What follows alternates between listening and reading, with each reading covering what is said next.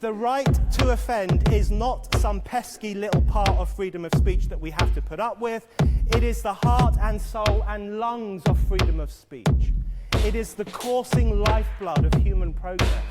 It is the instigator of liberty and modernity and science and understanding. What a laughing stock today's student leaders are, that they can so casually dismiss the right to be offensive without realizing that their lovely, enlightened lives are the gift of individuals who gave offense.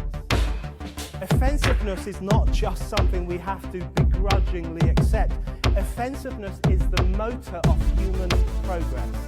Now broadcasting from the Right to Offend Media Studios in sunny South Florida, bringing you the latest in politics, current events, art, and pop culture. This is the Whitfield Report Live with Sam Whitfield. But giving offense is good. In fact, it's essential.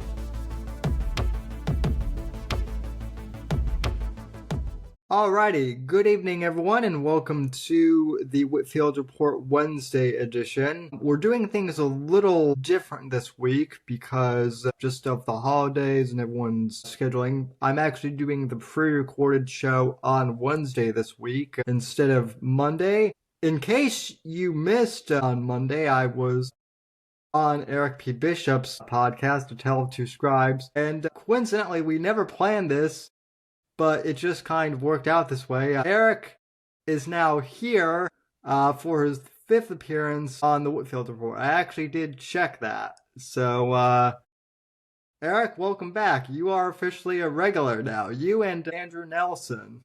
All right. Actually, so. Thanks for having me, Sam. I expect that the 5th award plaque must be in the mail. You know, it's got to be on its way, right? Yeah. That along with the 100,000, YouTuber plaque that, John's gonna hopefully give you a duplicate of once Spear Talk gets 100K subscribers. He's getting close to 50,000 now, so he's really, John has done a tremendous job of building up the Spear Talk brand. So I think he's at 46, 47, I can't remember now, but getting close. Yeah. Well, first off, I just want to thank you for having me on, your podcast a few, we recorded a few weeks ago, but it aired on Monday night, and the feedback I've gotten on it has just been tremendous already, so I really appreciate you giving me the opportunity to come on. And with that being said, I also have gotten a lot of questions from people just in the last few hours, really, of how you got involved with Spear Talk, just in general. I know we've talked a little bit about A Tale of Two Scribes itself, but how'd you get involved with Spear Talk as a larger brand? So the made-up fictional version is, well, this is true. John was Secret Service under, I believe, Obama, if I recall correctly. Yeah. And with John being Secret Service, he probably bumped into the body man in the West Wing at some point. So we were bound to work together. It just fate intertwined us. So that's the BS version of it. So the true version would be. Yeah. Would actually be a thank you to Jason Piccolo, Dr. Jason Piccolo. He had me on his Protectors podcast. John caught that at some point when The Body Man originally came out. And I just got, I don't know if it was March of 2022. I think so. Sometime around February or March of 2022. He just slid into my DMs on Instagram. Hey, man, I got a podcast. You want to come on it? And as you know, when you're trying to market books, when someone asks if you want to promote your book, your answer is pretty much always yes. Yes. So I was a guest on Spear Talk, and that's and just we started talking offline after the pod. We connected really well on the podcast, and we started talking offline after it, and that just kind of morphed into us. I came down to a Shinedown show. They came to Greenville, South Carolina, a couple months later, I think. So I met John backstage for that. He gave me and my son backstage passes. And we started working on some projects that I still can't really talk about officially.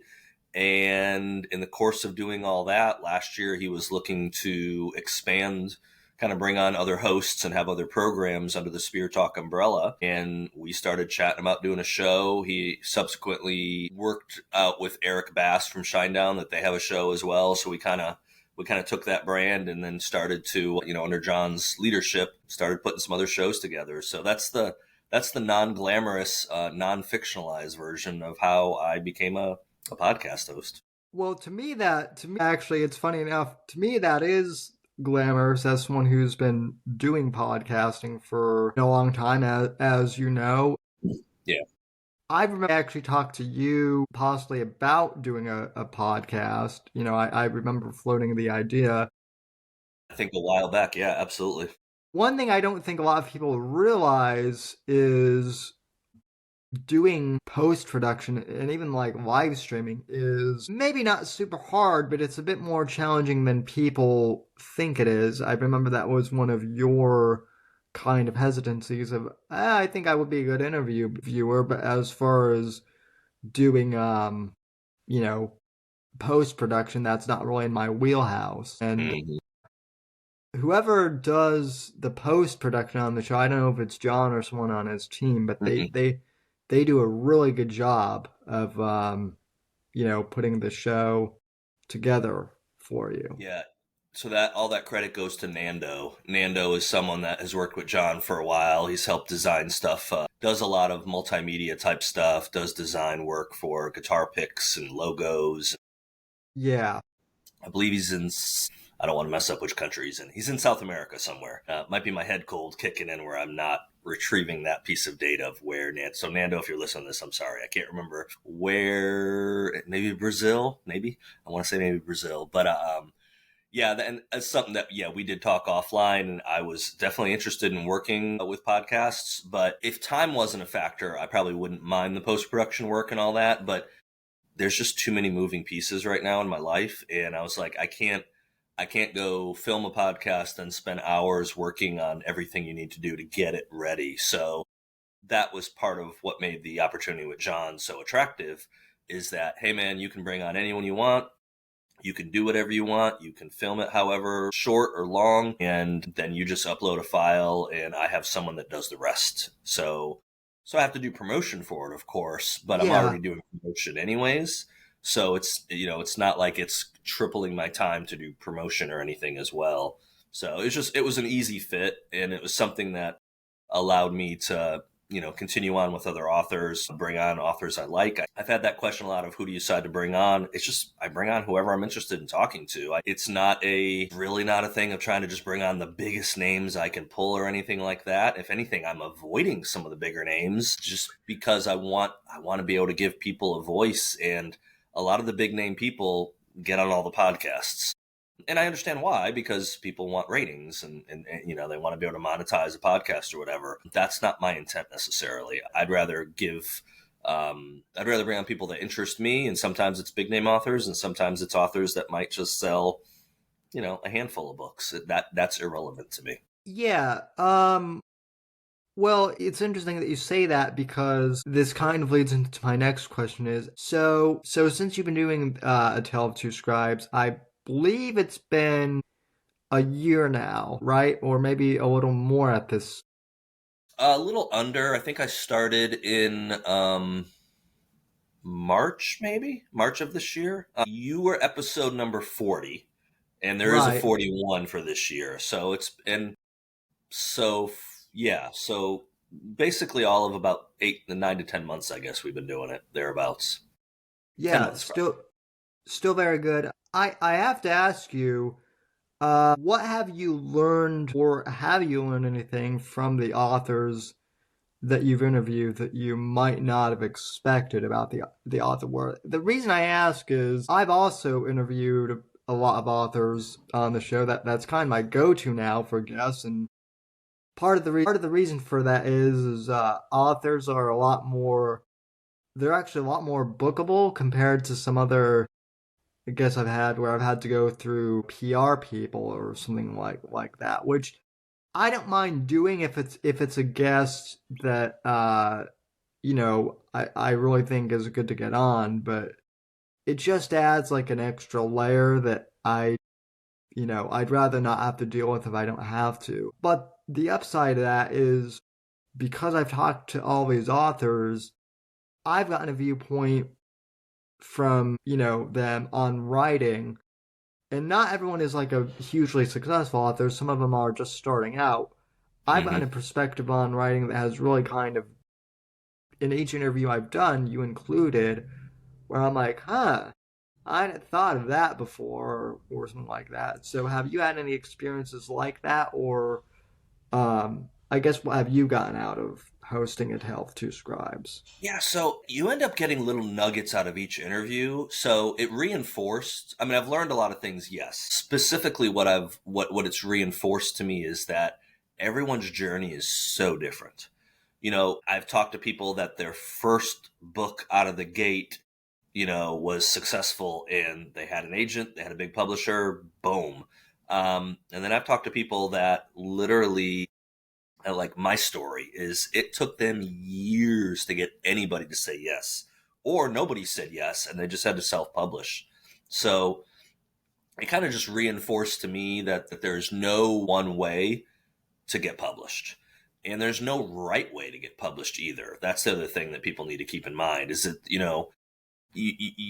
I think we all get caught up and I do as well. So it's not pointing fingers. We get caught up in kind of the glitz and glamour of life now, that we have a lot of luxuries in life. So we see the shiny new pennies, we see the people that, man, they've made it. They become a New York Times bestseller. They've achieved whatever we think is the end all be all. Yeah. And then what you find out is that doesn't make, and I've said this in my own podcast, I spent the better part of 7 years trying to get published. And when I held that first book, when I opened it up, I bought my own copy, my publisher. I think it took 10 weeks for my publishing copies to show up after the book came out. So I didn't have any copies from the publisher. They mailed me one a couple months before the book came out and they sent it to the wrong address. So I never got it. So, I had moved or whatever. So that was a frustration. My first copy I held in my book, I bought from Amazon.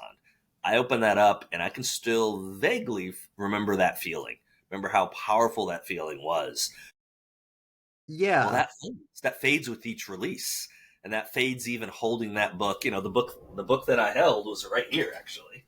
It's still on the shelf. This was the first copy I ever held and touched. It's on the shelf now and I pick it up. It doesn't do that for me anymore. It's cool. I'm proud of it, but it's just part of my past. Yeah. And it's funny because I remember you talking about that when you first, came on the show. And I was like, well, that's cool. Yeah. But, until I held my first copy of Shadows of Deception, which is also on a shelf somewhere, I had that immediate, feeling. And now, like, now it's kind of like my proof copy came. Well, that's good. I better check to just make sure that there are, no errors. But it's not right.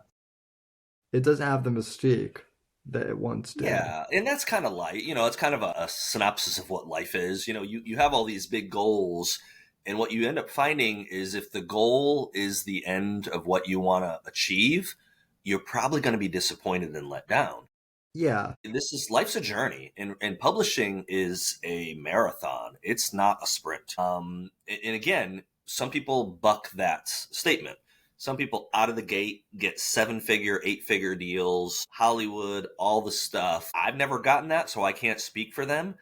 But I tend to think, yes, there's probably a lot of joy that comes with that, but there's a lot of pressure that comes with that, especially if your first book sells really, really, really well. The publishing industry expects your second book to sell really, really, really well, and your third book. Yeah. And I know of an author, I haven't interacted with this person in years, but I knew a person years ago that they had a really well-received first book. Their second book didn't do so well. Third book, again, did even less than the second. And by the time their fourth book came around, they got dropped by the publisher. So I try to encourage people and tell people, well, they say, I'm starting off so small. It's like, that might be a blessing in disguise. Because if you can start off smaller and build your momentum, that's kind of makes better for a career, at least. But you have to look at it long term, and you have to find joy in the journey. You have to find a joy in the process. Because if you're If your only joy is coming from publishing a book, well, the book's going to come out. So what's after that? Is it the next book? Is it something completely different? You have to find. I just spent a week in Europe. It was completely enjoyable. Loved it. Traveled with my mom. Amazing experiences, great pictures, memories we make for a lifetime. I've been home for 2.5 days now. So kind of the lure of going around Ireland and walking through Edinburgh a couple nights, all that kind of fades. And then you're back to, 9-to-5 job. And I'm behind on my deadline for my next book. So, you got to be careful where you put your joy or emphasis in life, or you might be kind of a sad person. Yeah, no. What I find interesting is everything that you're saying about the publishing world is almost, at least in my experience, kind of like could be directly translated into podcasting. I know several people who were once well-known podcasters who are younger than I am, who their podcast just boomed and took off overnight, and they were really focused on like this one niche topic or whatever, and then as soon as that niche, in popular culture or whatever it was at the time, politics, elections, once that faded, they stopped to, they basically cratered to where like, some of them weren't even getting like 100 downloads. It messed with a lot of them, whereas like, I've had my up moments and I've had my, down moments, but like one of the reasons why I've started interviewing so many authors is I'm in this world now partially, so that's it. But also, like, I don't want the Whitfield Report to necessarily be pigeonholed, which I think I don't want to toot my own horn, but like in the last couple of years, I think that's what has really allowed the show to succeed compared to the earlier years. So I always advise, podcasters starting out like, hey, if you get, a couple, 1,000 listeners in your first few years and you get monetized, that's really good.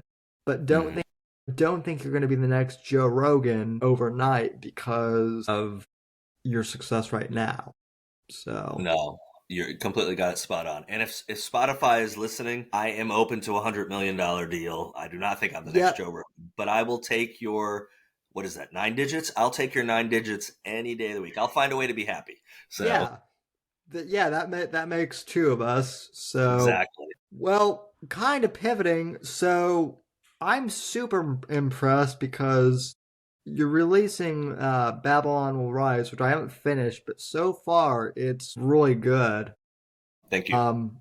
And this is your second novel that you've released this year in 2024.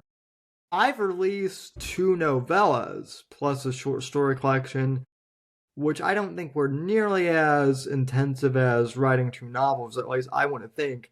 And I'm kind of tired at the end of this year. So like I just have to ask you, like, hey, what were you thinking trying to do 2 books in 1 year, and how are you feeling? So I'll give you away some secret sauce. If I had actually written 2 complete books in 1 year, that would have been an amazing accomplishment. I did not. So Breach of Trust was written over the course of probably a year and a half. Finished it up last year, so obviously it came out this year. Babylon Will Rise, actually, to take a step back, so Babylon Will Rise is the second release for the Omega Group. The first one was last year with Ransom Daughter, which we came on and talked about. Ransom Daughter was basically a fairly short novella that I wrote years ago. Couldn't even tell you what year it was, honestly, but it was years ago. Needed work, needed some stuff thrown into it, so I spent a good chunk of last spring and summer 2023 getting Ransom Daughter ready for prime time. Babylon Will Rise was written, the first draft, soon after Ransom Daughter's first draft. And it was the same thing. It started as a novella. It was bigger than Ransom Daughter, but it still wasn't a full-length novel. So once I got Ransom Daughter in a good spot last year, I had Breach of Trust pretty much in a good, I was comfortable with Breach of Trust already at that point. I was still editing it. that's when I grabbed Babylon Will Rise, which had a completely different name at the time, and started working back on that. Had to reread it to start with. As I started rereading it, I realized how lousy I was at certain things back in the day. So I started fixing it, started editing, started working on it, adding chapters, moving stuff around. So a lot of the last year and a half has been more being a book doctor than a full on writer of full length novels every, 3 or 4 months. Gotcha. I'm back in that world now. I'm writing Supreme Justice, which hopefully will come out next summer, 2025. I finished a chapter on the plane Sunday, well, I guess morning while I was flying. It was probably afternoon here on the East Coast. Let my mom read it. So I'm kind of back in writing mode now because I have to be to get another book out for next summer. But yeah, 2 a year. I think 2 a year is doable if it's your full-time job, if you're getting paid to do it, but it's still a lot. So that's how I was able to do 2. And I've got plans to do 2 next year. Supreme Justice is one I have still a good chunk to write in the next couple months, which I plan to do. And then the book that I would like to come out with at the end of the year, I'm trying to straddle these 2 worlds of having the Body Man series and some of the offshoots from the Body Man, and then the Omega Group series. So next year's, if I can make it happen, the second release for next year would actually be a Troy Evans origin story. Again, something I wrote years ago. I've reread it in the last year. It's a really solid story. It needs some working. So if I can get everything in place, I'd like to be working on that by spring, early summer, and see if I can get that one out at the end of next year. So I might try 2 again next year. I don't think that's sustainable unless Spotify, Netflix, Prime, one of them starts throwing some suitcases full of cash at me. Yeah, same here. It's interesting because right now I'm like working on 2 projects for the Shadows of Deception saga, and then I actually have like a Cold War series that takes place in the Shadows of Deception universe, but it takes place before any of my main characters in the current timeline were around. So that's actually where nice. Like I've actually brought in, I think I can kind of share this now. Like I've sent a few ideas to Steve Stratton because he was in the Secret Service when Reagan was president, so he can give some insight as to what dates actually corresponded to what events and whatnot. That one's not going to be done for a while, but it's interesting to kind of have all of these different projects on the on different burners for sure. Right. I know back in the day, Brad Taylor, he was doing 2 books a year, and that was his full time. He had retired from the lieutenant colonel from the Army. So obviously he had a pension coming in, plus so that allows you to write more when you have an income coming in on the side. And if your books are selling really well, if you have a good advance from your publisher, then that might be just what you need to kind of, make your living. But I know 2 books for him were really hard, and that was his full-time, basically, job. So, yeah, it's a lot. Again, I try to tell people this all the time. If you're getting into writing because you think, you're going to be the next Jack Carr or you're going to be the next Tom Clancy or whatever, fill in the blank of the more successful names, J.K. Rowling. I was just kind of trolling around Edinburgh last week and where she used to write and walk around. If that's what you're getting into this for, get out before you get in. Because the chance of you being that one is very, very slim. So get into it because you love writing. And then maybe you will be one of those 1% of 1%. And that's what those people really are. They are the exception to the rule. So you better know that from the get-go. And you better be okay with that. Or you're probably going to be very disappointed when you get your first statement of sales or your royalties from a publisher or whatever. You're going to be like, darn. Now, some people don't. Some people get those and they're like, sweet, I'm going to buy me a Maserati. But most people, you're going to buy a Matchbox. So I love a Maserati maybe, but not one you can squeeze in. Well, I remember when I first published Shadows of Deception, and I think I made like $100 in the first month, and I was ecstatic because I knew that the book was good, at least in my opinion, but you never know what people are going to think of it until, it's out there in the wild. And that's what, and that's what I tell people too. Like, yeah, you can, it's great if you want to be an author and, like making money is a lofty goal, but you want to do it because it's something that you actually enjoy and that you have stories to tell. So, Well, you've got to me. I always say this, and I always when I say it, it sounds like very selfish thing. But man, you better love what you write. You better enjoy those stories. You better write for yourself. yeah, When I read it, when I write a chapter and read it back, and I smile and I go, yes, I did it. That's the majority of my satisfaction to it. Now, do I like getting kind, reviews and comments and people coming up and saying something to me? 100%. I have an ego.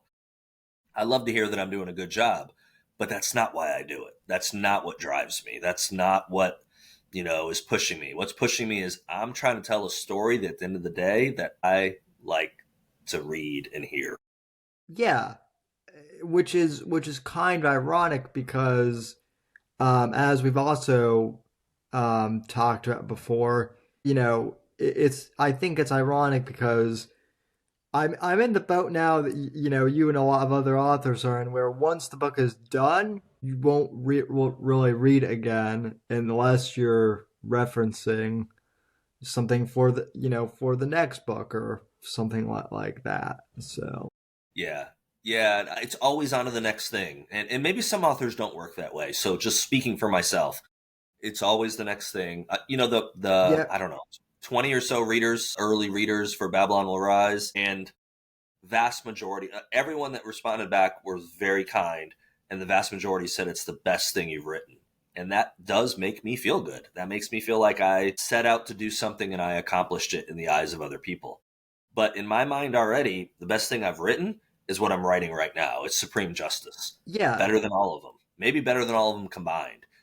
That's my juice. That's what I want. And that's what keeps pushing me to like keep doing this. And I hope it never fades, because it sure feels great to write something that you're proud of. I was, because people always ask me like, well, what's your favorite book you've written? And I always tell them, well, I love Shadows of Deception. The Fourth Estate is my favorite that I've written because I feel like that's where I really took off and got my stride as a Right. published author. But I always tell people, like, what I'm writing right now is probably my favorite project because I'm really invested in it right now. And I know what's going to happen, and I just can't wait for the other readers to find out what's going to happen. Absolutely. I think Speaking you're, of, go go ahead. ahead.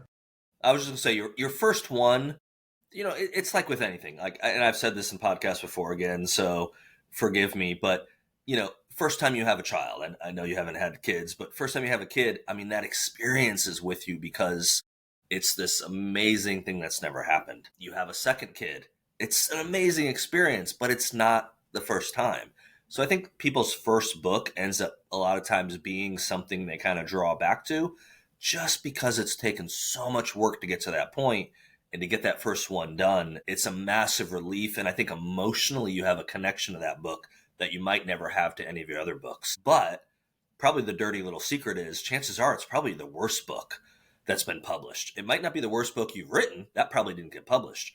But that first one you get published might not be your best book because, sometimes you don't know what you're doing and you got over the hump and you got it published. But by the second, third, fourth, fifth, you start getting, you find your legs. You start finding your voice Yeah. much better.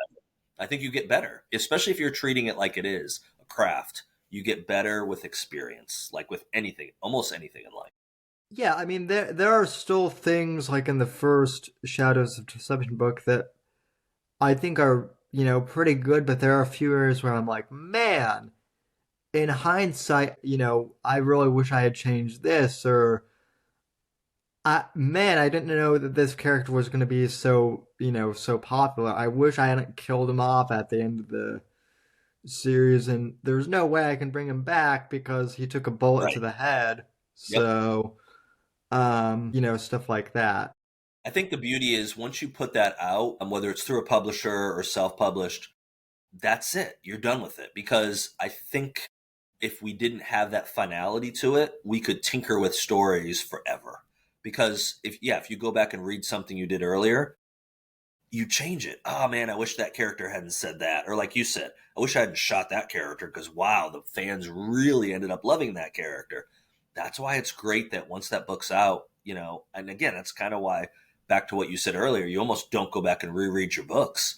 Because if you did, you'd probably be like, oh man, I want to make changes. No, don't. You can't make changes. It's out. It's done. I had the Yeah. option to change a few things with Body Man, only because publisher put it out. It was out for a little over 2 years before the publisher went under. And then I got the rights back. And at that point, I had to kind of make this decision. Do I try to get it with another publisher? It's already sold. It sold well. Or, what do I do with this thing? So I ended up, kind of putting it under my own brand, created my own entity. And that took, 6 months of my life to get everything in place. So I did tinker with it, though. So the version that a lot of people read in 2021, 2022, the story is 100% the same, but there's less to it. Like what I put out this year in 2024, The Body Man is about, I don't know, 6,000 to 8,000 words less. So I trimmed a lot of Yeah. stuff out. The publisher made edits. I ended up discarding everything the publisher did. I actually worked off the file I had professionally edited before the publisher got it. So the version of The Body Man that people buy now that they can go out and get, and a lot of people have been buying it this year, Kindle Unlimited, it's had, I don't know, like 800,000 page reads or something so far for the year, something really good. That's actually not the version that originally came out. It's a tighter version. It's tweaked a little bit. The publisher had added in some things with their discretion that weren't changes to the story. It was just embellishing certain like weapons or this and that. I took all that stuff out. I just went back with what was my vision of the story. That's the one I want to have out there. And it got well received. The people that read it ever since. So I know what I put out was a great compliment to the first book. No, the first edition, I guess you should say. Yeah, I mean, I kind of did the same a little bit because I so the first Shadows of Deception book I published with Kindle's software, and it was okay, but it wasn't great. But once I got Atticus, I kind of reformatted it and tightened some things up and changed things because I had the ability to actually kind of format the book the way I wanted instead of what Amazon was kind of constraining me to do with their, Yep. Software.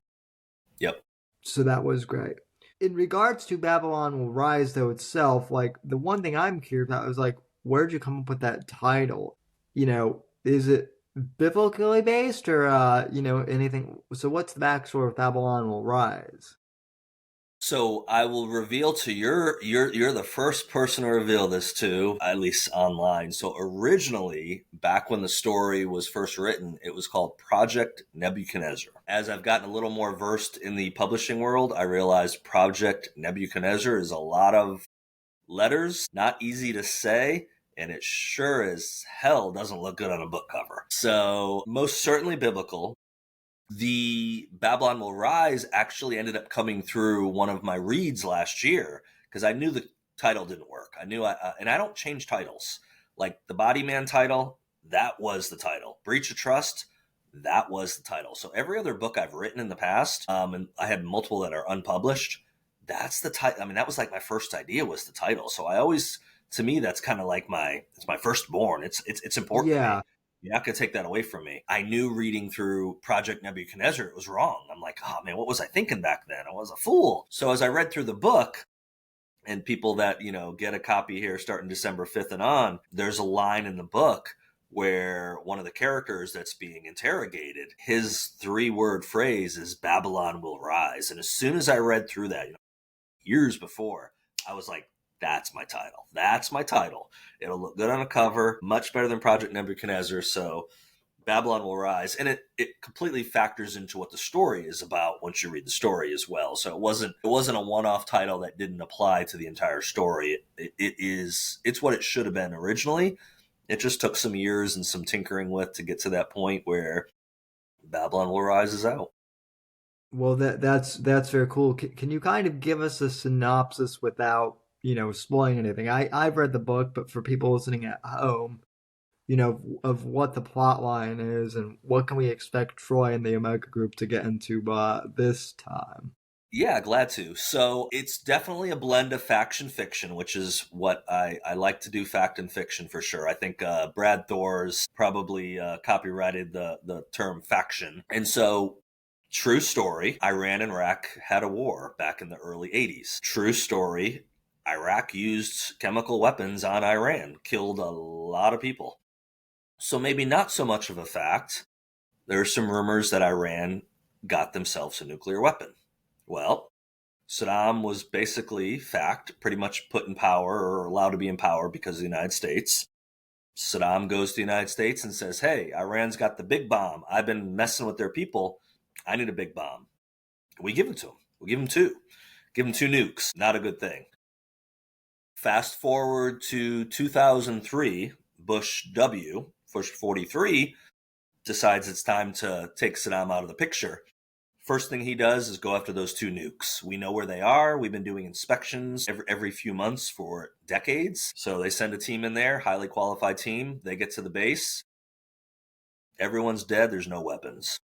So for the next few decades, we're trying to find these two missing nuclear weapons that we gave to Iraq.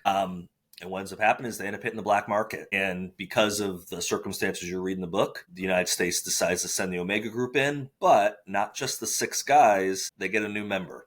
They get a female member this time, and that causes all kinds of good plot twists. Women always cause good plot twists, that's for sure. So God bless them. Yeah, oh yeah, they definitely do. It's funny because I always get suggestions from people of, you should write this specific female character for this actress. And I'm like, well, there's no way, unless the movie gets picked up within the next 2 years or so, that this actress is going to be able to play, Right.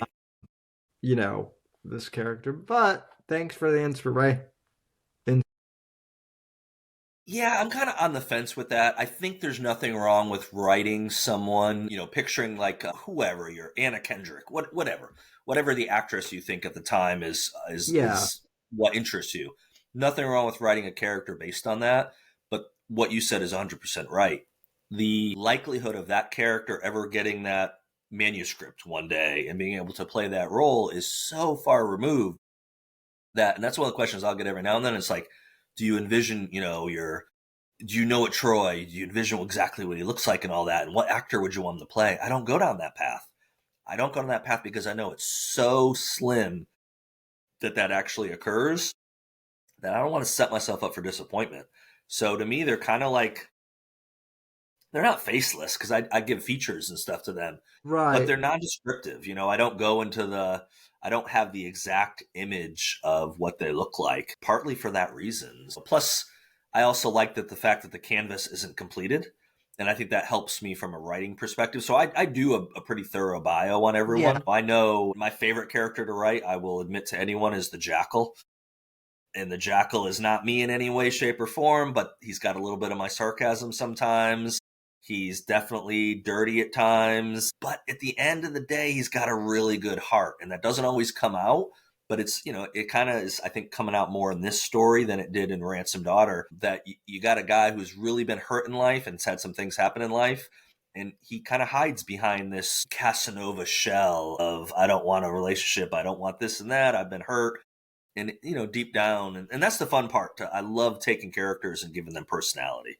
To me, that's the job, basically. Well, no, it's interesting that you bring up the Jackal because I've read Ransom Daughter and, a bit of Babylon Will Rise. And the Jackal, I don't think I've shared this with you offline or anything, but the Jackal reminds me of a neighbor I actually have who's a veteran, and he's very sarcastic and whatnot, just like the Jackal, but he's probably also older than the Jackal is at this point, but he's also gone through some hardship, had to raise, his 2 kids on his own because his wife left him. But the one thing that you've always done really well is you're very good. I think one of your biggest strengths, at least as a reader, is writing compelling characters.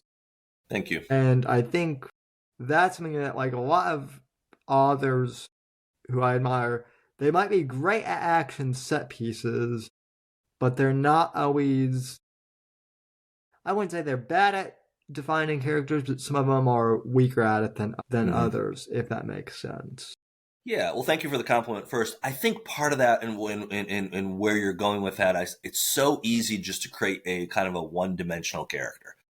You have a bad guy. He's trying to do whatever it is, harm the good guys, try to blow up the United States, try to steal something. And, it's easy to fall in the caricatures of, what that person might be like. To me, and I'm not saying I never fall in that trap either. It's super easy to fall in that trap, but it's like, no, I want to give that person a personality. Probably one of the greatest compliments I ever got with the Body Man books is I had multiple people reach out to me and say, Peter Kasha, who's not a good guy in the book, who, spoiler alert, dies in the Body Man. Yeah. Like, I was rooting for him. I liked Kasha by the end. And that's where I knew, after the book was out and I started getting reader feedback, that's where I knew I was getting better at the craft, is if I can make a bad character be sympathetic and people want to root for that person, then I'm doing it right. Because it's easy to root for the protagonist. I think we're hardwired to want, at least in our culture, you want the good guy to win. You want him to get the girl. You want all those things to happen. It's a lot harder to root for the bad guy. And so if you can get people to root for the bad guy, you're doing something right. It's also one of the things I've kind of played with too is the idea that your character might be good, but one of your characters might also be deeply flawed, and they might have some very questionable, they might have done some very questionable things in their past.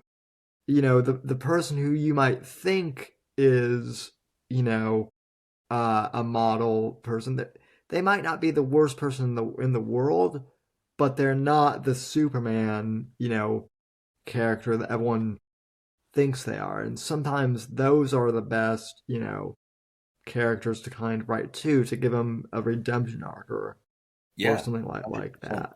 So. And the fine line you walk with that is if you get them too far onto the dark side, you can pull them back, but you can lose the audience. I will not say which books I'm going to reference, but there's some characters out there, very well-received series, that what the protagonist did to me turned me off from wanting to read books, because I'm like, man, I can't really root for that guy now. I'll use this example because it's not writers or whatever. And I know we've talked about this, I think, offline or online or whatever, and I know it's a big influence for you for writing, but I loved the 24 series. But there was a part in that series where Jack Bauer did things he had to do to save people that he crossed the line, and to me, he no longer had a redemption story. He wasn't that much better than the bad guy. Right. That's that fine line you got to be really careful of, because you can dance around it. But as soon as you get the toe over that line that varies for each reader, as soon as you get over that, it's easy to lose your readers. And again, there's multiple big name series out there that I don't read anymore because I don't like the protagonists. And other people love those protagonists and they go on and on about them. And I look at them and go, not my thing anymore. I'm on to the next series or whatever. That's honestly been kind of like an issue I've had. I don't know if you watched the show Yellowstone at all. I'm halfway through the fifth. I haven't started the last batch of fifth season. I'm at like 1 or 2 episodes left on the first batch of the fifth season. Yeah. Well, so like everyone likes to talk at like Beth and how much of like a badass character she is, but like part of me is also like, Beth is a sociopath. She definitely does have some redeeming moments, but she also has a few moments where I've kind of like, I'm not sure if I can really root for her that much as I was. A great example. Yeah. And I think one of the issues with, I could talk for hours, but I think one of the things that is really that has kind of instructed me is I feel like some writers can be really inconsistent with writing characters Sure. too. And that's Yeah. that's something that I've really noticed a lot more in television. Like I don't know about you, but I'm someone who it's really hard for me to watch TV now because Mhm. as an author, I'm always going, well, if I were writing this, I would write it this way or something like So for me, yeah, I agree with that. And for me, that's why reading now is more difficult than it was 10 years ago. 10 years ago, I had a list of all my big favorite authors, and I read every book they came out with. yeah. Now that I've been writing and taking it seriously for 10 years, in the last 5, 6 years, that list has changed dramatically. And I read a lot more outside my genre I write in than within my genre. So I gravitate more towards like crime novels and I read a lot of nonfiction now. It's just, yeah, you almost get to that point where it's challenging sometimes because of the things you were discussing. And same thing definitely with television. I was sitting on the plane, what was it, 8 hour and 34 minute flight from London to Charlotte on Sunday. I started 4 different movies, and within 5 minutes, I was like, they're boring. And they were big name movies that I just never seen because I watch so few movies nowadays. And I had, better part of over 8 hours. And I wrote for the first hour and a half. And then I was like, okay, it's just too hard to write on a plane long term for me, just comfort level and all that. And I finished the chapter. That was my Yeah. goal. I finished my chapter. So I started flipping through the television, on the big screen in front of me. It was so disappointing. It's like, oh, this movie got great reviews supposedly. And I'd watch the first 5 minutes of it and I'd be like, nope. I back out and go to the next one. I ended up watching Ocean's 13, which I probably haven't watched in like 6 or 7 years. I knew exactly what was going to happen, but I just wanted to veg out and not be like, I'm going to be so disappointed 20 minutes into this movie. It's like, no, I know what's going to happen. Al Pacino's a dick in this movie and, all the stuff that's happening. I know what the boys are going to do. And I just, Ellen Barkin was doing her thing and I was just, it was comfort food in a way, while you're eating. So Yeah, there are definitely some movies that get overhyped that aren't as good as you think, but then there are others that aren't very well known, and you're like, how is this not more received? right. So Yeah, absolutely. that's not the case. Well, so you've got Babylon Rise out, you've got Breach of Trust out, you're working on the next Body Mhm. Man book. What a Well, not yet. Not yet. So I'm working on Supreme Justice. So Supreme Justice is, and I kind of said that earlier, that it's in that world. It's in the world of the Body Man, and the Body Man is going to be in it. I haven't figured out, or I haven't written much of the Body Man yet, so I'm not sure how big he's going to be in that one. It's a Merci de Ata, so it's my female assassin from the Body Man and Breach of Trust. It's her. She's carrying the load on this one, and she gets to a point in the story where she has to call in her favor, just like the Body Man's had to call in some favors. She calls in the favor and brings the Body Man into the narrative. So it's in that universe. The next Body Man book, the third Body Man book, tentatively, I know what I'm doing with it. I've written a few chapters. Tentatively, probably summer of 2026 for that one, which I know fans don't appreciate that. They want a book every year. I just can't do that. Plus, I have all these conflicting stories in my head that I don't want to push off for 10 years of my life. yeah, I'm yeah, that getting older.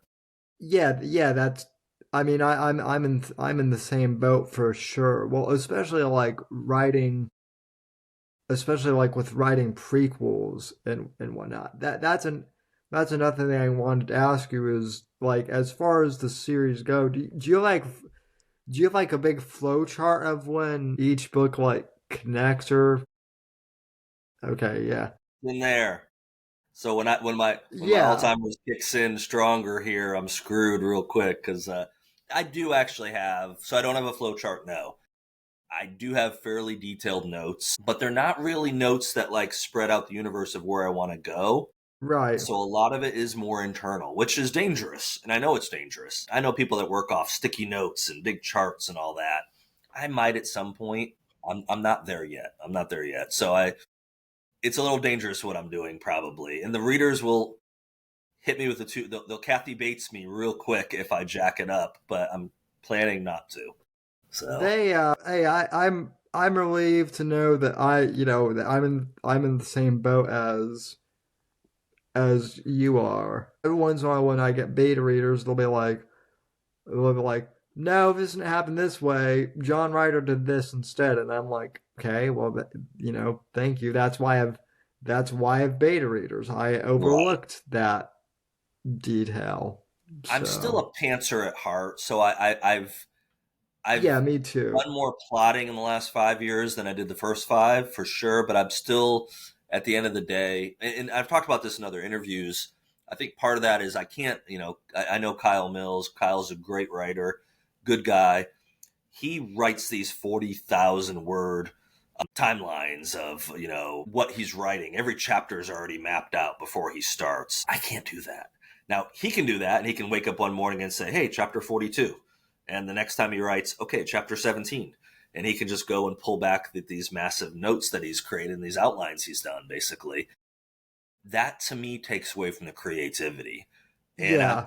I think, in a way, I'm trying to, it sounds weird to say this, I think I'm trying to defeat myself at some point. Can I back myself into a corner I can't get out of?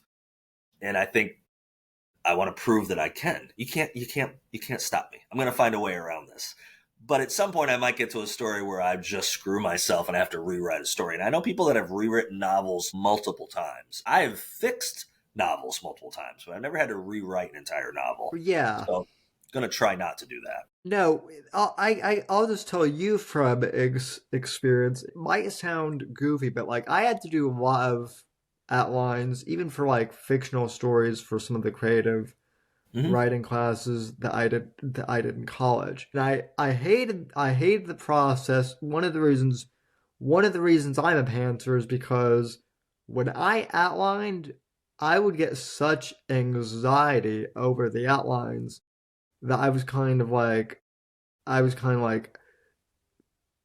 don't know how this is possible because outlines are supposedly supposed to like keep you from getting writer's block, but I was actually getting more writer's block and anxiety over that as opposed to like when I went to write the first Shadows of Deception, I had ideas, so I basically just did like a rough draft and pantsed it and then went from there. Okay. And I basically did that for the entire book, and well, people bought it, so after revisions and whatnot, so couldn't have been too bad. So well, you find your path, you find your way. Again, there's no template out there. People think there's some. I've got some books. I've got On Writing by Stephen King. I've got The Successful Novelist by David Morrell. So I've got books that give people a good blueprint on how to go about the process. yeah, But at the end of the day, there's no book that tells you how to write a story. You have to have creativity within you. And what works for you might not work for me. So you just have to find your way forward. Someone reached out to me recently and said, do you write every day? And I was like, no. And I mean, in the last couple of years, I've gone weeks without writing anything substantial, at least. In some form, I'm writing every day creatively. I'm doing something that's just marketing or whatever.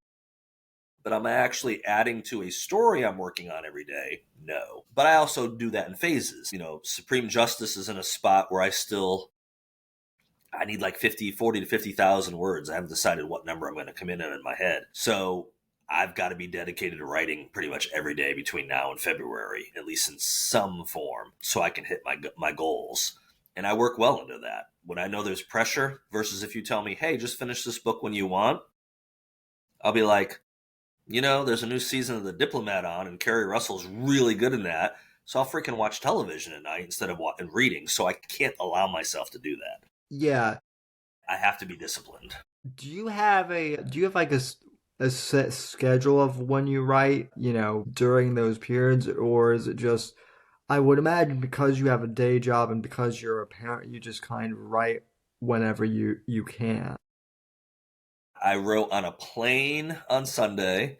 On Friday, I wrote on a equivalent of a Mercedes Greyhound bus going to the south part of Ireland. I wrote in a hotel for a little bit last week. So no schedule. And it probably would be better to have a schedule, but I've talked about this again before in other interviews. Full-time job. I have my kids about half the time, 45%, 45% of the time or whatever. So when I have my kids, that's my joy in life, but also that's my responsibility. So writing is very limited on those days. So a lot of it becomes when I'm not having my kids, when I'm off my 9 to 5 job. That's when I'll find my hole. So that it is typically in the evening.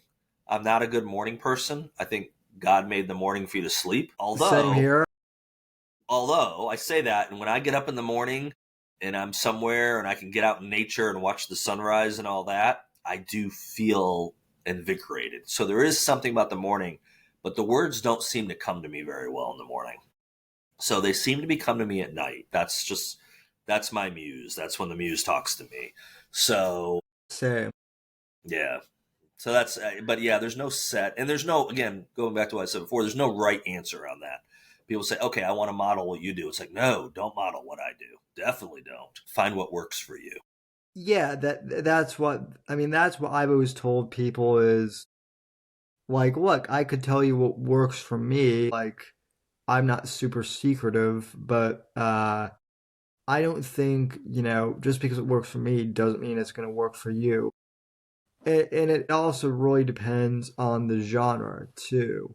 I think certain genres or certain mediums take different, approaches, too. Yeah, 100% I agree. One, I guess, kind of deviating from the Bottom and the thriller work you've done is I noticed in your intro for Tale of Two Scribes, you say that you've also written poetry. So, I wrote a poem the other day, actually. So, yep. Are we going to be getting a poetry book from Eric Bishop in the near future? Hell no. No. You'd think I was an idiot if I put my poetry out. You'd be like, this dude can't write worth a crap. I don't think so. I have a thought on some of the poems, and I've not explored it to its potential. So maybe some format of them could come out at some point. But no, poetry to me it's more expressive of what I'm going through maybe at times. Yeah. It's more of an outlet to me. I don't get much out of reading people's poetry, and so I guess my brain says people aren't going to get much out of reading mine as well. But I say that, and there's some friends of mine that write poetry, and I enjoy reading their poetry. So like anything, it's so subjective, and that's what I try to tell people too about the writing processes. There's people out there that get the New York Times bestseller list, and people read their books and they think it's like the best thing since sliced bread. Then someone else can't read 2 pages without going, this is gibberish garbage. It's so subjective. It's all just what your head processes for those words is not going to be the same what the other person processes that's reading right next to you. Same words. Yeah. Different person, different perspective, different circumstances. So, yeah. Yeah, I was just curious because that, that came up in your intro.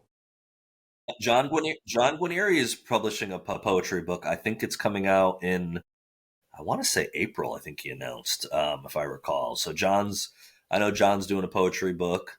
The other thing, too, with poetry is, again, there's poets out there that are successful, absolutely. But it's hard to make a living writing books. Yeah.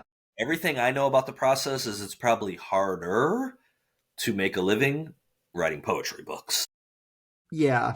It's just your niche, your slice of the pie is so much smaller. And if you want to do it for money, you probably should be writing romance or softcore like smut. That probably is going to be a better chance of making you more money than political thrillers. Or I'm even seeing a difference just for my own internally is for pre-orders and all that. I'm seeing a difference with writing suspense and thrillers versus writing something with more military. It's not as big. It's not as well received. So I'm starting to I write my stories, again, back to what I said earlier, because they're stories I want to tell. But if I want to do it from a financial perspective, I have to look at how things sell, how things move. It can help steer maybe where I go in the future, just from a monetary standpoint of what sells versus what doesn't. Yeah, it's so interesting that you bring that up too, because like I was actually looking at sales, and I released Blood Ties, which is, my short story crime series. Right. I talked about that on your show. As of we're recording this on Tuesday, it'll air on Wednesday. I just released Shadows of Deception as a hardcover collection of 3 novellas so far. Saw that today. I haven't changed a thing other than putting it in, a hardcover collection, basically. And yet, like, Blood Ties really didn't sell anything for the first week, right? Mm-hmm. Shadows of Deception, at this time, I think it's only been, like, available on Amazon since, like, 9 a.m. I've already gotten, like, 5 orders from it. So I'm like, well, okay. Now I know which series people are actually really interested in to buy. Right. So that's definitely that's been super informative. Yep.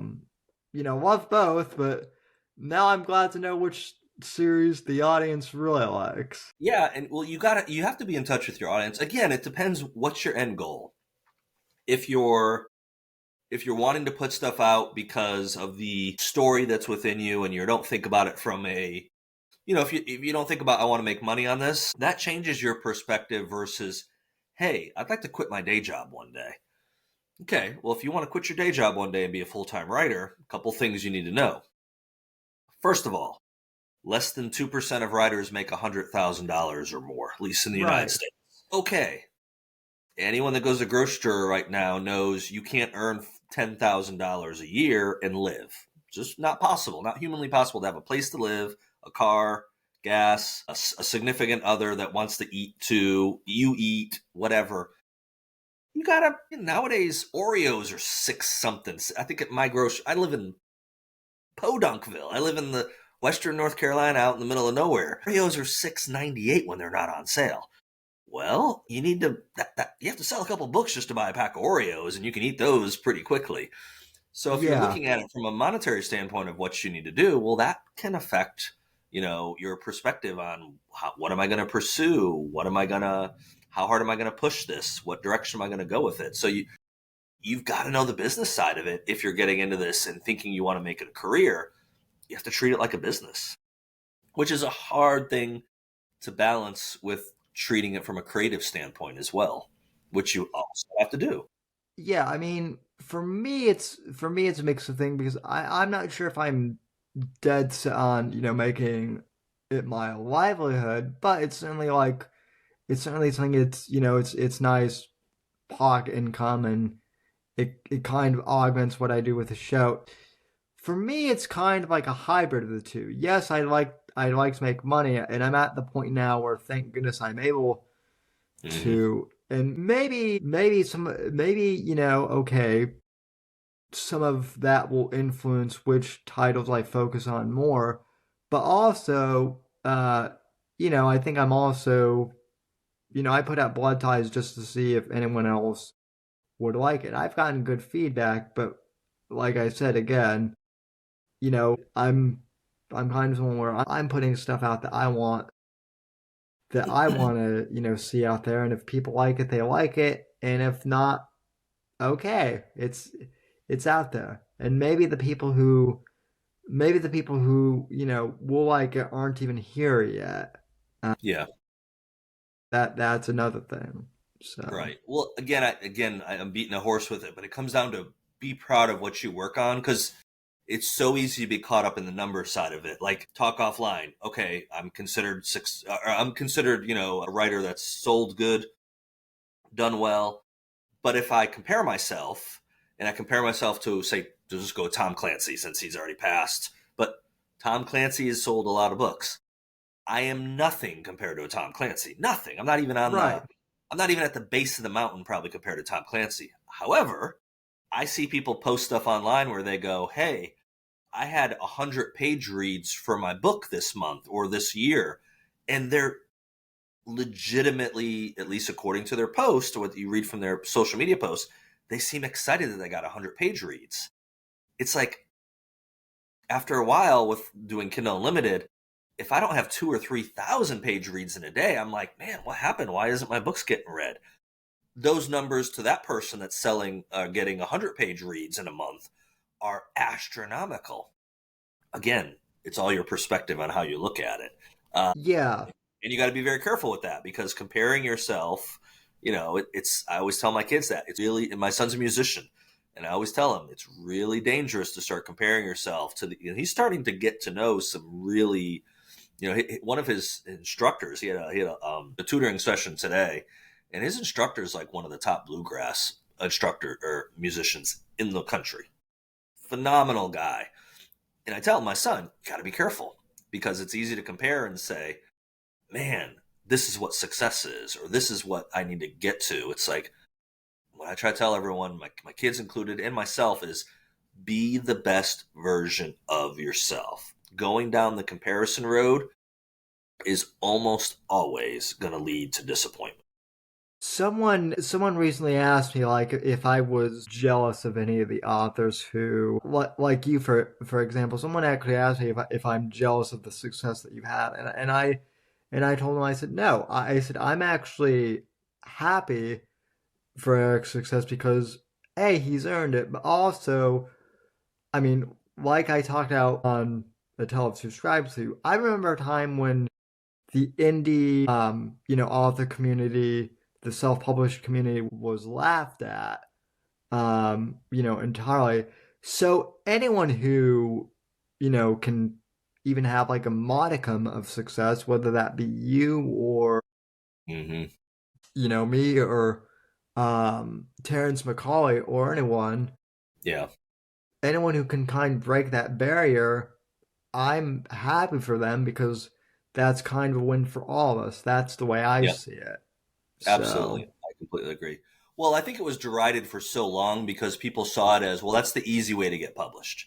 And Yeah. to some degree, they're correct. The hard way to get published is to go get an agent and get a big 5 publisher. That's really hard. Again, if that's what you want, pursue that.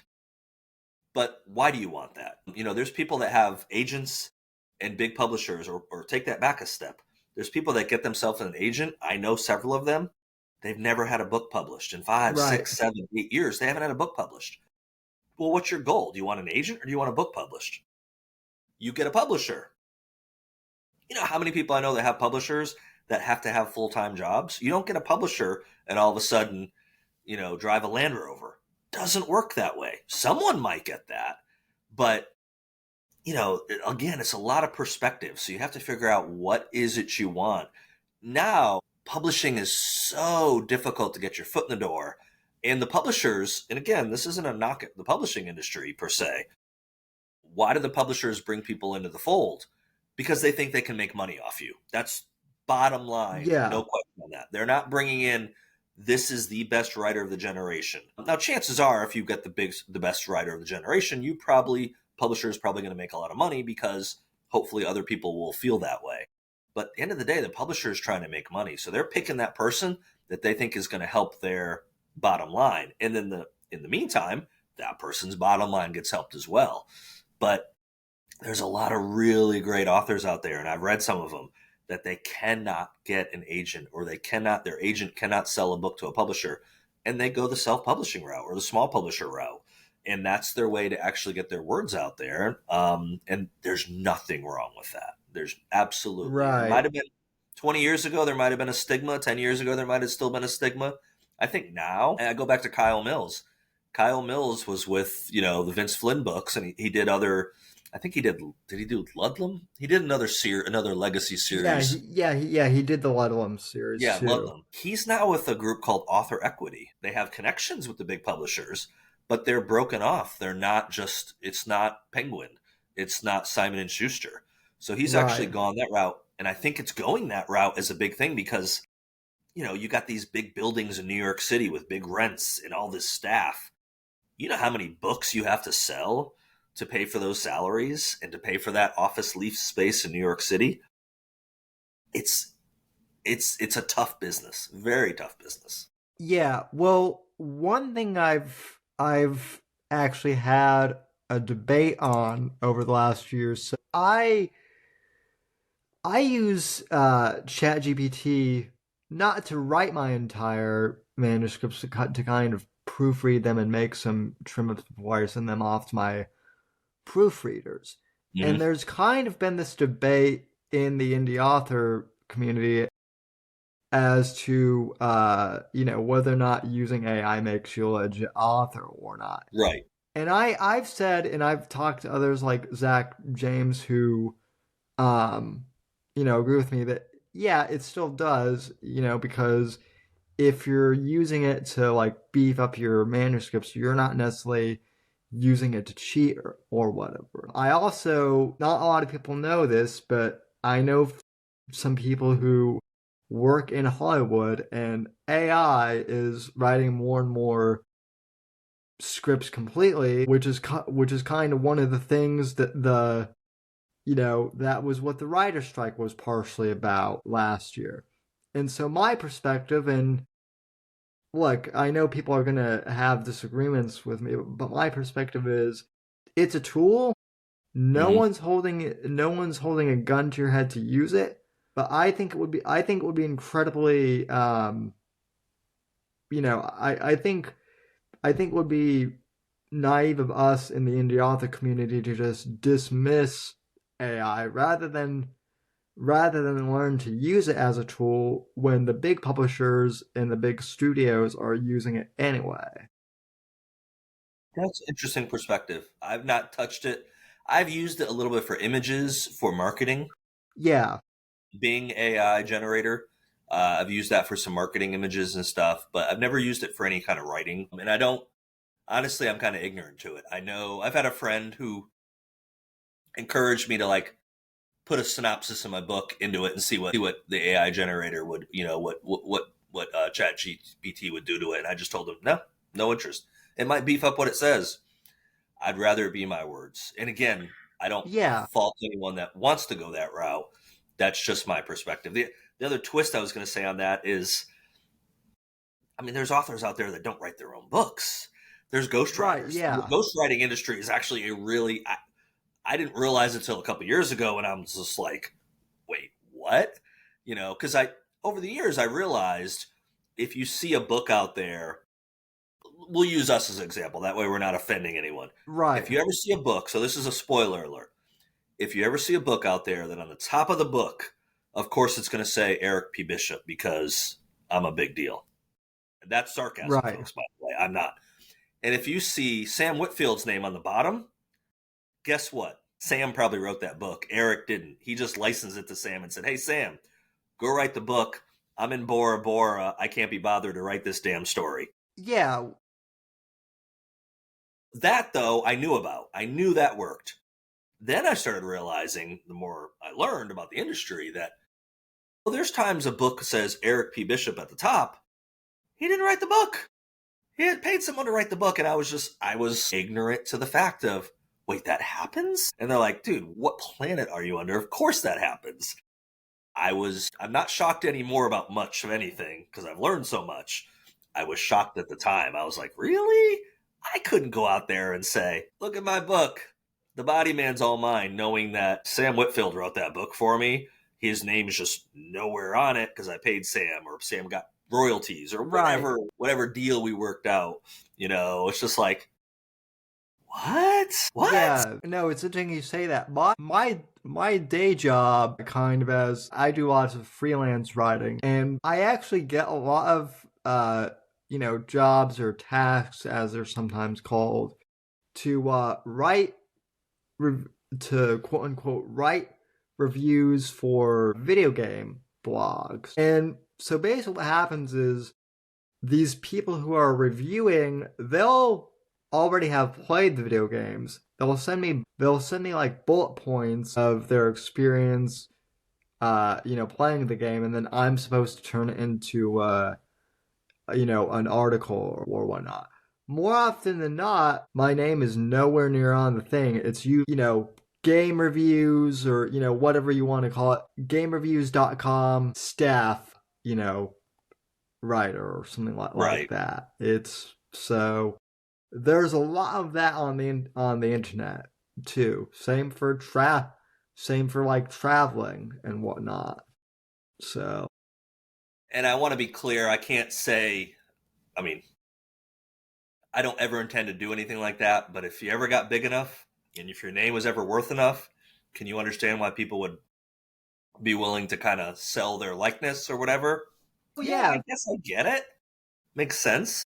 well, especially if you're someone like James Patterson, who I don't know how old he is, but I would imagine if you're an author and he's been around for a while, I imagine you've been for a while and you're kind of at the age where you want to retire, but you still want those residuals. Why not?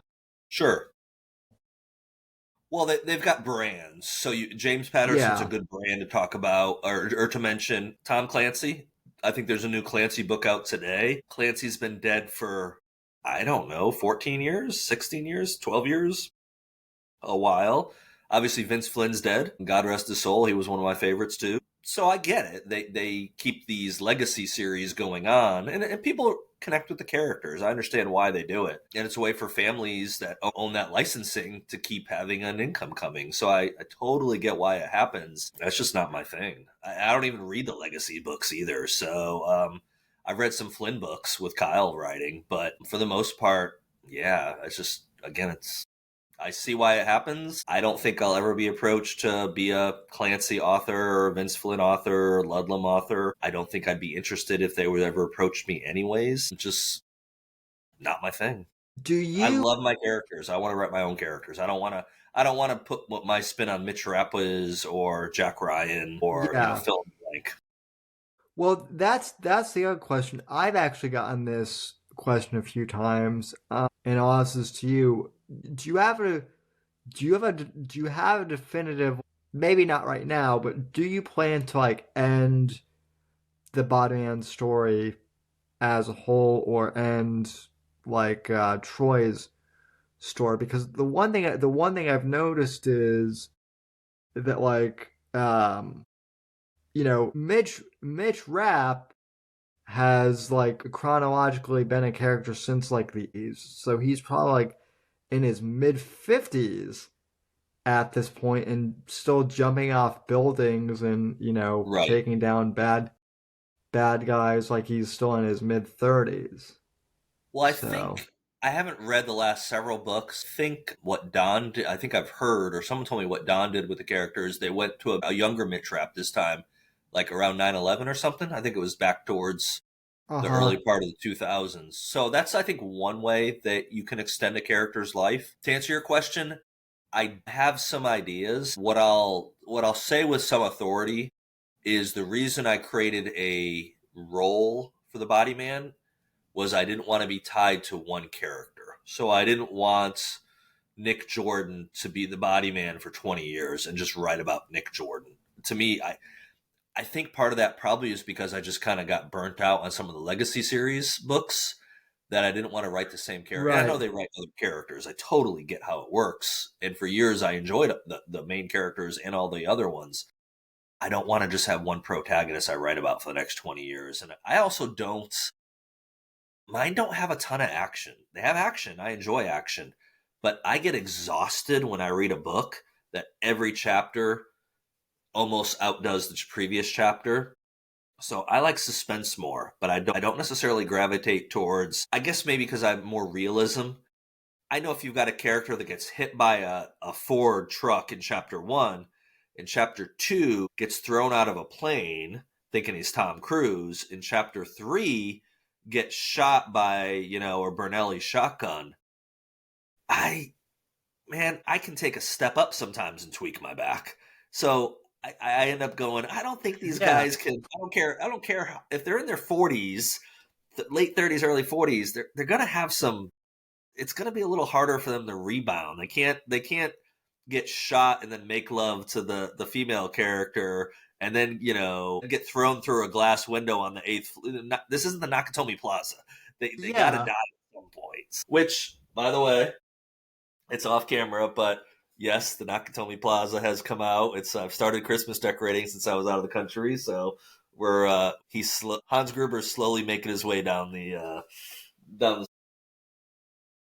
Nice, nice. Well, actually, one thing I wanted to ask you is you actually mentioned this before we started recording, something on your shelf that you got in Yeah. Europe. So, what is that item? So That's it's probably not easily seen on camera. So it's actually made of slate. So several cool things happened. The whole trip was cool. But I had a reader in Ireland that had reached out to me a while before. Trying to get this thing where it's actually camera's picking it up. I had a reader reach out to me and said, "Hey, I'd love to get together with you. I'm probably not going to get. There we go. Love to meet up with you." So he actually lives in Cork City, Cork, Ireland. Can we meet up? Yeah, absolutely. So we were taking a day trip down there. Tony Cronin is his name. And he's like, "Well, I have something for you." Well, it wasn't. We were in this little pub. It's an inn, which everything there is a pub, whether it's a restaurant or an inn or whatever. He knew I was a Guinness fan, so he wanted me to try a Murphy's, which is the Cork version of Guinness, only made in Cork. It's a little less right. bitter, got a little more sweet. It was excellent beer. Him and my mom had a coffee. And then he pulls out this box and gives me this, which is, you can ding it a little, you can hear it.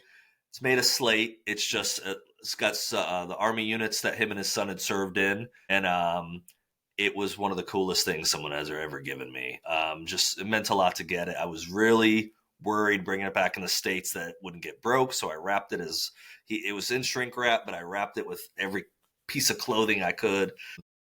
So Tony, if you're ever watching this, thank you. I've told him thank you multiple times, but yeah, super great gift. And then the other thing that was kind of interesting about this trip is I landed in Charlotte Sunday afternoon, and for anyone that does international travel or plans to do any international travel, get global entry. Global Yep. entry is a minute through. It's so beautiful. My mom didn't have global entry. She told me to use it. She's like, no, you got it. Finally use it. She waited in line with everyone else that didn't have global entry. So 25 minutes later, she made her way through customs. I was waiting the whole time. So I got her bag and my bag. She was flying on to go home. I was getting out of the airport and driving an hour home. Well, I'm waiting there with her bags, and all of a sudden I hear Eric. And I turn around and look, and this guy's coming at me with his hand out. And I'm like, am I going to get mugged here? What's going on?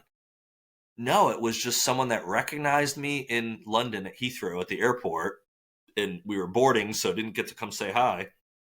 Came up and talked to me in Charlotte. Very complimentary about the books. Someone I had no idea who they were until now, or until I met them. And it was like kind of one of the first times I've been out in public and recognized as an author. And I'm not in my hometown. So Right. another like really cool moment that it's just kind of like, man, that's awesome. That's awesome that actually happened. And it doesn't stoke my ego. It stokes my fire to be like, okay, I need to keep rolling with this. I can get used to being, now maybe if I was Brad Pitt and I couldn't step outside without 500 people around me, I wouldn't like being recognized. But when it's one person every 10 years, hey, it feels pretty darn good.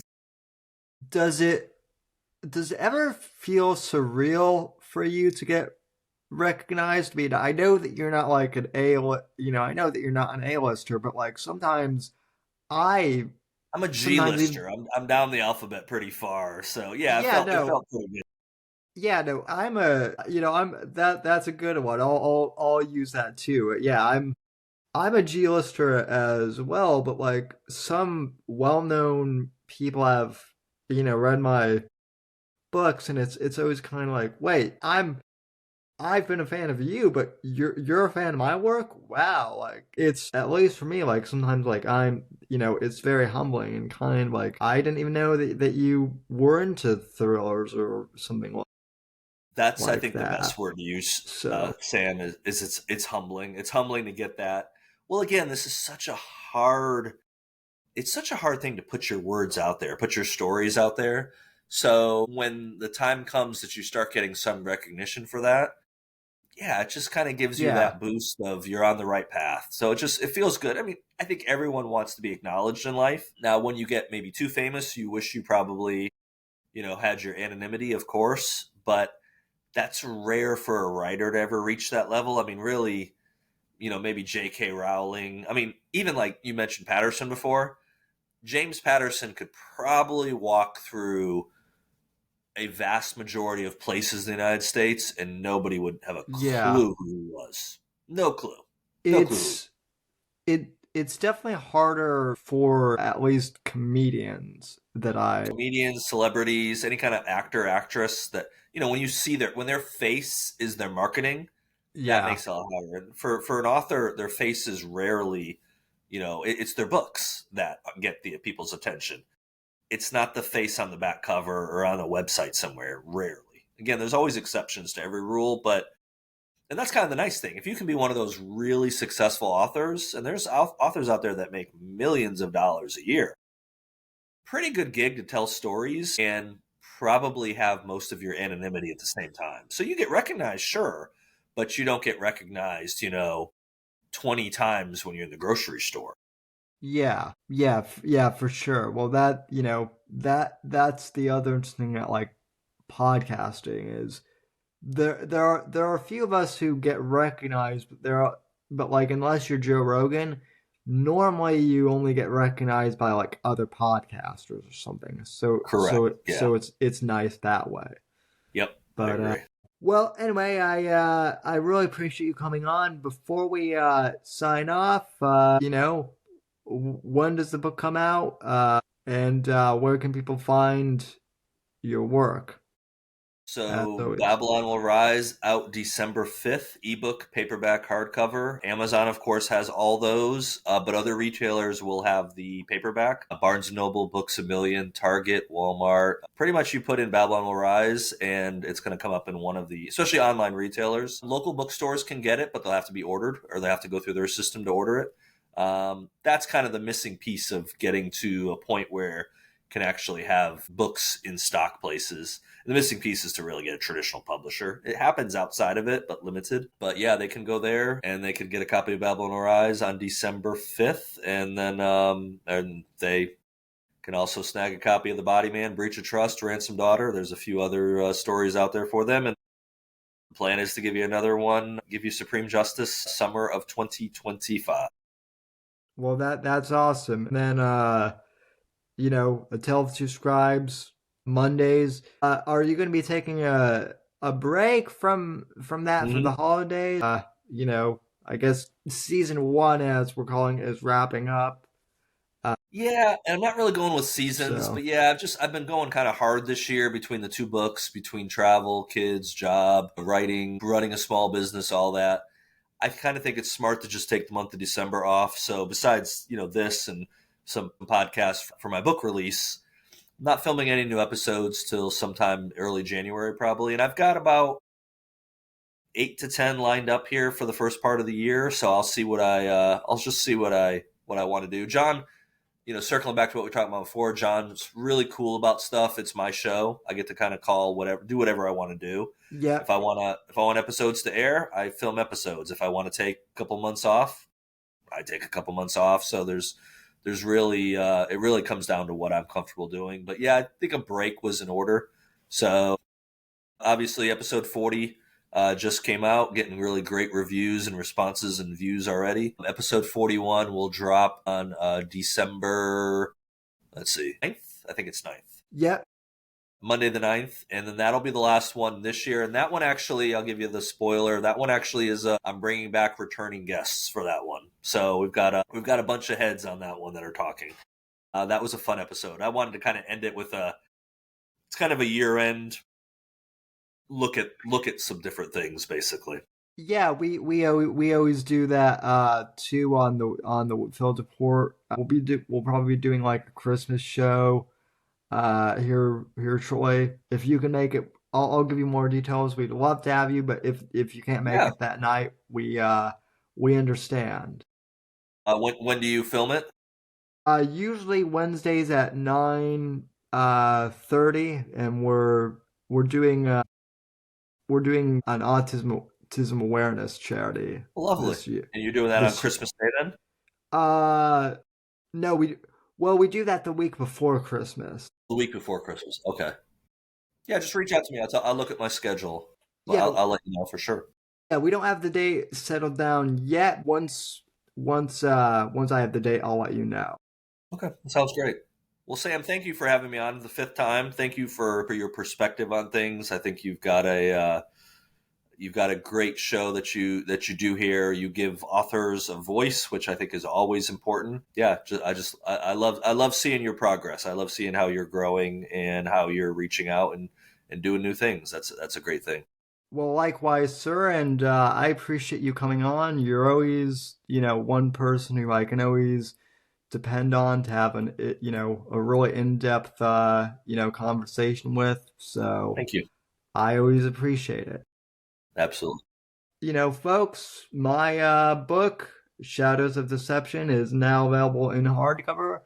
So go ahead and purchase that. If you need a gift before the holidays, one thing I do want to say on behalf of Eric, myself, and other people in the indie press community is don't wait until the last week of Christmas to order physical books and then DM us at the last minute asking us to, fix your Amazon orders. I had that happen last year, and, we may write the books and self-publish them, but we're not in charge of shipping or anything like that. So please do yourself a favor and order, books ahead of time. But hey, if you need last minute gift ideas, Kindle editions are always good.